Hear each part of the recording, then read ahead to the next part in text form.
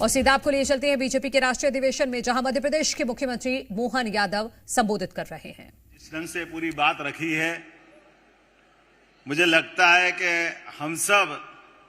मैं तो जहां से आता हूं वो बाबा महाकाल की नगरी है और भगवान कृष्ण ने जहां शिक्षा ग्रहण की और आज की राजनीति में जिस प्रकार से गृह मंत्री जी ने अपनी पूरी राजनीतिक यात्रा में गृह मंत्री का रोल अदा किया, हमने ऐसा एहसास किया है कि वास्तव में भगवान कृष्ण के सच्चे अर्थों में शिष्य के नाते से जो शासन व्यवस्था के सूत्र चाहिए वो सारे सूत्र हमको दिखाई देते। मैं अत्यंत आनंद के साथ इस प्रस्ताव का समर्थन करता हूं। भाजपा की देश की आशा और विपक्ष की हताशा। उज्जैन की एक और विशेषता है माननीय अध्यक्ष जी, प्रत्येक 12 साल में एक बार कुंभ मेले का आयोजन उज्जैन में होता है और उज्जैन ही हमारे देश के 4 नगरों में होता है और वो चारों नगरों में ऐसा माना जाता कि देव दानव मिलकर के समुद्र मंथन करके उस समुद्र मंथन से अमृत की खोज में अमृत की प्राप्ति लेते हैं और हम सब देखते हैं कि काल के प्रवाह में वो घटना हम सब केवल स्मरण करें। लेकिन आज के इस राजनीतिक दौर में भी 2 दल दिखाई देते हैं और 2 दल में से एक दल वो है जिनके बारे में माननीय यशस्वी गृह मंत्री जी ने विस्तार से बात कही है कि न केवल वो परिवारवाद की बात करते हैं, न केवल वो आतंकवाद से लेकर के सारे मामलों में जिस प्रकार की उनकी दृष्टि होती है। एक छोटा सा उदाहरण हमारे सामने आएगा कि केवल खेत में किसान हूं, परिवार में खेती है, तो जैसे खेत के अंदर एक पुतला खड़ा कर दो और उस पुतले के आधार पर पशु पक्षी भ्रम में रहते कि ये अब इस फसल को नुकसान नहीं करना है। ये जो पुतला खड़ा करके वो अपने किसान तो अपने उद्देश्य की प्राप्ति करता है कि वो फसल को बचाने का प्रयास करता है। दुर्भाग्य से ये घमंडिया गठबंधन ऐसा पुतला खड़ा करके वो अपनी दूसरे ढंग की दृष्टि रखते हैं और उसकी आड़ में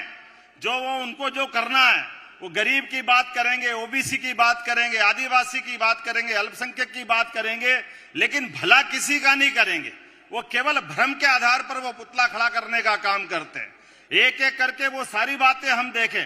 अगर ओबीसी की बात करते हैं, मुझे इस बात का गर्व है कि उनने ओबीसी की बात करके चौधरी चरण सिंह की सरकार को गिराने का पाप किया। उन्होंने ओबीसी की बात करके देवेगौड़ा जी की सरकार को गिराने का पाप किया। और हमारा ये पूरा हमारा राष्ट्रवादी दल जिसने हमने अपने लिए समूचे देश की बात करी, लेकिन अति पिछड़े व्यक्ति को भी प्रधानमंत्री का मौका देने का अगर अवसर मिला तो देश के सामने हमने सबके सामने उदाहरण पेश किया, जिसके माध्यम से हमने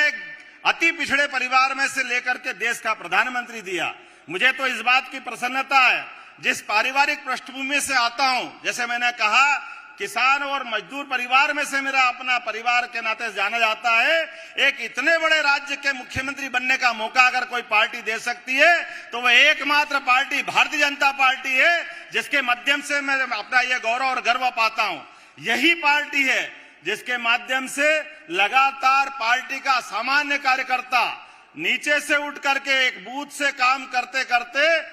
देश के अलग अलग प्रकार के कामों के माध्यम से जो हमने अपने सीखा है कि राज्य का मुख्यमंत्री भी बनता है। और न केवल हमारा बल्कि मध्य प्रदेश तो वो राज्य आता है जहां 4 ओबीसी वर्ग से अगर मुख्यमंत्री देने का गौरव किसी ने दिया है तो एकमात्र पार्टी भारतीय जनता पार्टी है, जिनने ये हमको बड़ा सम्मान के साथ मौका दिया है। मुझे तो इस बात की अभी बात करते करते तो ध्यान में आएगा कि हमारे अपने इसी कांग्रेस पार्टी की लड़ाई के आधार पर अगर हम बात करें तो अगर 5 विधानसभाओं का हिसाब लगाएं, ज्यादा लंबी बात नहीं करूंगा, तो चुनाव में 5 विधानसभा में से कांग्रेस 4 में हार गई, जिनमें 2 में उनकी सरकारें थी। आप अंदाज लगा लो, आज आंध्र, नागालैंड, सिक्किम, इन 4 राज्यों में कांग्रेस का एक भी विधायक नहीं है। ये किस ढंग से अपने आप को आने सत्ता की बात कर रहे हैं कि आने वाले समय में वो सत्ता में आएंगे। पश्चिम बंगाल में केवल इनका एक विधायक है, वो भी उपचुनाव में जीता है। देश में सबसे ज्यादा विधानसभा सीटों वाली राज्य उत्तर प्रदेश में इनके पास केवल 2 विधायक हैं। मुझे इस बात की प्रसन्नता है कि आज हमारे पास देश के अंदर सबसे बड़ी पार्टी का तमगा भी है और सबसे ज्यादा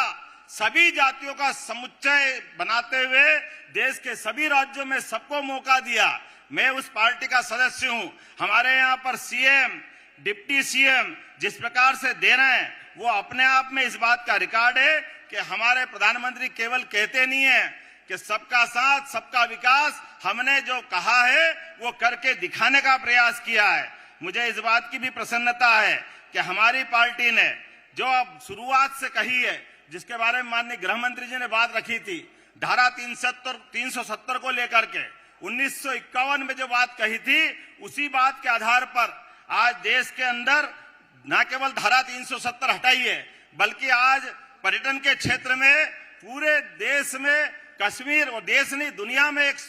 जो हमने कहा कि हमारा अपना एक तरह स्वर्ग का भूखंड है कश्मीर, उसको सबके सामने ला करके न केवल दिखाया बल्कि आतंकवाद सहित ऐसे कई विषयों को समाप्त करने का प्रयास किया। मुझे इस बात की भी प्रसन्नता है कि वर्तमान के दौर में जिस ढंग से भगवान श्री राम की बात आई, अब मैं तो समझ नहीं पाता हूं इस बात को, क्या भगवान राम के मामले को लेकर के आज इतनी बड़ी आबादी में 142 करोड़ आबादी में एक पूरा बड़ा वर्ग